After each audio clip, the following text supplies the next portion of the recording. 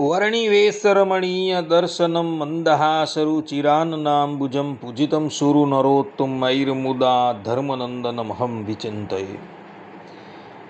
असतो मा षड्गमय तमसो मा ज्योतिर्गमय मृत्युर्मा अमृतं गमयः।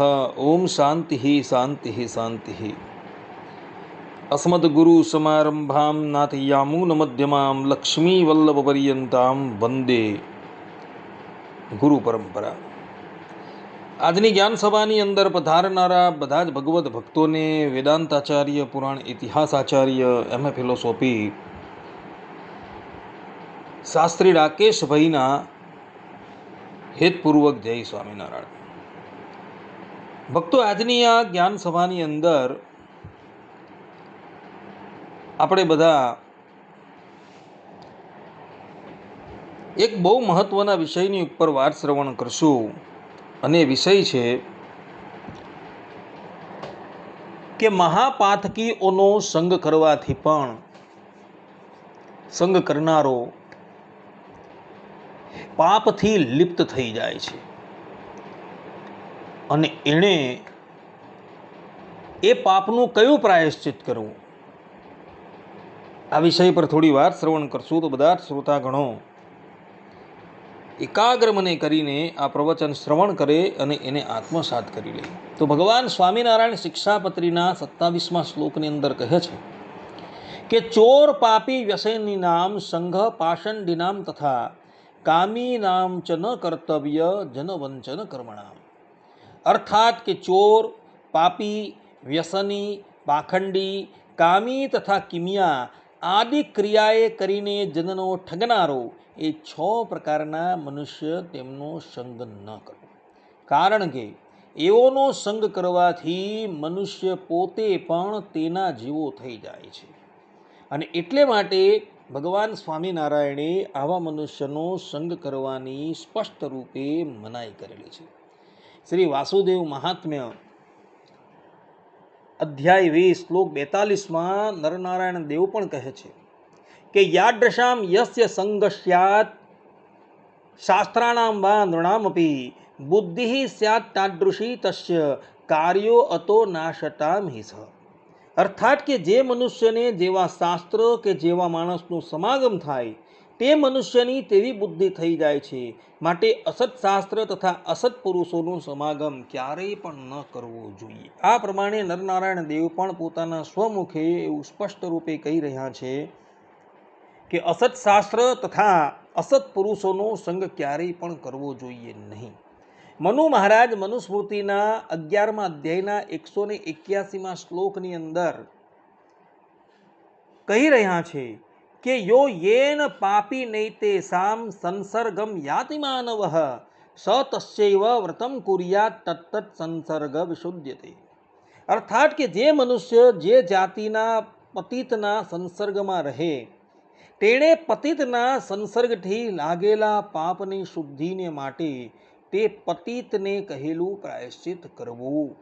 આ પ્રમાણે મનુ મહારાજ અહીં કહી રહ્યા છે કે પતિત મનુષ્યના સંગમાં આવવાથી મનુષ્ય પતિત થઈ જાય છે, અને એ પતિતને શાસ્ત્રોમાં જે પ્રમાણે પ્રાયશ્ચિત કરવાનું કહ્યું છે તે પ્રમાણે સંસર્ગ કરનારાએ પણ પ્રાયશ્ચિત કરવું. પતિતના સંસર્ગમાં કેવી રીતને અવાય, તો આ સંબંધમાં ભગવાન સ્વામિનારાયણ સત્સંગી જીવનના 5મા પ્રકરણના 44મા અધ્યાયના 61મા શ્લોકની અંદર કહે છે કે મહાપાતકી સંસર્ગો જાયતે યશ્ય વત્સરમ ભોજનાસન સૈયાદ્યહિ સ મહાપાતકી ભવેત. અર્થાત કે જે જન મહાપાતકીની સાથે, એટલે કે જેણે બ્રહ્મત્યા કરી છે, સુરાનું પાન કરેલું છે, સુવર્ણની ચોરી કરેલી છે, ગુરુ સ્ત્રીનો સંગ કરેલો છે, એવા જે મહાપાતકીની સાથે 1 વર્ષ પર્યંત જમવું, સૂવું, બેસવું, અળવું, બોલવું આદિ વડે સંસર્ગને કરે છે, ત્યાં 5મો મહાપાતકી થાય છે. મહાપાતકી કેવી રીતના થાય, તો જે શાસ્ત્રોની અંદર 4 પ્રકારના મહાપાપો બતાવેલા છે, જે અગાડી હું વર્ણન કરી ગયો, એ મહાપાપો કરનારાનો જો સંગ કરવામાં આવે અને એ સંગ પણ જો 1 વર્ષ પર્યંત કરવામાં આવે, એની સાથે જમવું, એની સાથે સૂવું, એની સાથે બેસવું, ઉઠવું, અળવું, બોલવું ઇત્યાદિથી સંગ કરવામાં આવે તો પેલો સંગ કરનારો છે એ પણ મહાપાતકી થઈ જાય છે. અને એણે પણ પોતાની શુદ્ધિને અર્થે પ્રાયશ્ચિત કરવાનું છે. કયું પ્રાયશ્ચિત કરવું? તો એ સંબંધમાં ભગવાન સ્વામિનારાયણ સત્સંગી જીવનના 5મા પ્રકરણના 44મા અધ્યાયના 62, 63 અને 64મા શ્લોકની અંદર કહે છે કે યત પાપીનો અસ્ય સંસર્ગ તસ્ય યદ વ્રતમીરિતમ તદ્વાદશાબ્દમ કુર્વીત તત કાલેન શુદ્ધ્યતિ સંસર્ગ દોષ સર્વત્ર પાતકેશો અવગમ્યતામ પાપ કર્તૃદિતમ કુર્યાદ અપી તત્સંગ ભાગવ્રતમ પાપી સંસર્ગી પાદો નમ તદ વ્રતમ ચરેત એતત ક્રમેણ બોદ્ધવ્યમ તારતમ્યમ ચ સંગીષુ. અર્થાત કે જે મહાપાતકીનો સંસર્ગ થાય તેને જે વ્રત કરવાનું કહ્યું છે તે વ્રત 12 વર્ષ પર્યંત તેનો સંસર્ગ પણ કરે. અર્થાત કે બ્રહ્મજ્ઞનો જો સંગ થાય, અર્થાત કે બ્રહ્મહત્યારાનો સંગ થાય તો બ્રહ્મહત્યા પ્રાયશ્ચિત અને સુરાપાન કરનારાનો જો સંસર્ગ થાય તો સુરાપાન પ્રાયશ્ચિત કરવું એવો સર્વત્ર ક્રમ જાણવો. ઉક્ત કાળ પરિપૂર્ણ થતાં શુદ્ધ થાય છે. સર્વત્ર પાતકોમાં સંસર્ગ દોષ સમજવો. પાપ કરતાને જે પ્રાયશ્ચિત કહ્યું છે તેને જ તેનો સંગી પણ કરે.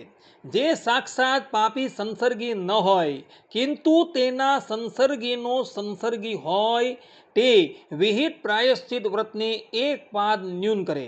આ ક્રમથી પરંપરા સંસર્ગીમાં તારતમ્યપણું અર્થાત કે પાપનું તથા વ્રતનું ન્યૂનાધિકપણું જાણવું. કહેવાનું તાત્પર્ય એ છે કે જે પણ કોઈક વ્યક્તિ મહાપાપીનો સંગ કરતો હોય અને એ મહાપાપીનો સંગ કરનારાનો બીજો સંગ કરતો હોય તો એણે પણ પ્રાયશ્ચિત કરવાનું છે. મહાપાપીનો સંસર્ગ કરનારાએ મહાપાપીએ જે પ્રાયશ્ચિત કરવાનું છે, અર્થાત કે એણે બ્રહ્મહત્યા કરી હોય અને એણે 12 વર્ષનું વ્રત કરવાનું છે, તે જ પ્રમાણે એનો સંગ કરનારાને પણ 12 વર્ષનું પ્રાયશ્ચિત કરવાનું છે. અને એનો સંગ કરનાર અર્થાત કે મહાપાપીનો સંગ કરનારો જે હોય તેનો સંગ કરનારો જે હોય એ પણ પાપથી લિપ્ત થાય છે અને એણે પણ એ પાપનું પ્રાયશ્ચિત કરવાનું છે. અને પાપનું પ્રાયશ્ચિત કેટલું કરવાનું છે?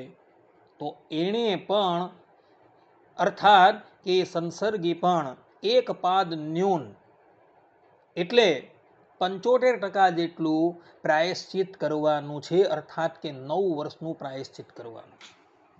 માટે ભક્તો ભલા થઈને ક્યારેય પણ જે મહાપાપી છે, જે સુરાપાન કરતો હોય, જેણે બ્રહ્મહત્યા કરી હોય, જેણે સુવર્ણની ચોરી કરી હોય, જેણે ગુરુ સ્ત્રીનો સંગ કરેલો હોય, આ જે મહાપાપી છે એનો સંગ કરતા નહીં. ને જે લોકો એનો સંગ કરે છે એનો સંગ પણ ક્યારેય કરતા નહીં. અન્યથા તમે બધા પણ પાપથી લિપ્ત થઈ જશો. જે લોકોએ આ સંબંધની અંદર કંઈ જોવું હોય એ સત્સંગી જીવન 5મું પ્રકરણ 44મો અધ્યાય શ્લોક નંબર 61 થી લઈને 64 જોઈ લે. આટલું કહીને હું મારી વાણીને અહીં વિરામ આપું છું. સર્વે સંતુ નિરામયઃ, સર્વે સુખીનો ભવંતુ, સર્વે ભદ્રાણિ પશ્યન્તુ, મા કશ્ચિદ દુઃખ ભાગ ભવેત. અસ્તુ. જય સ્વામિનારાયણ.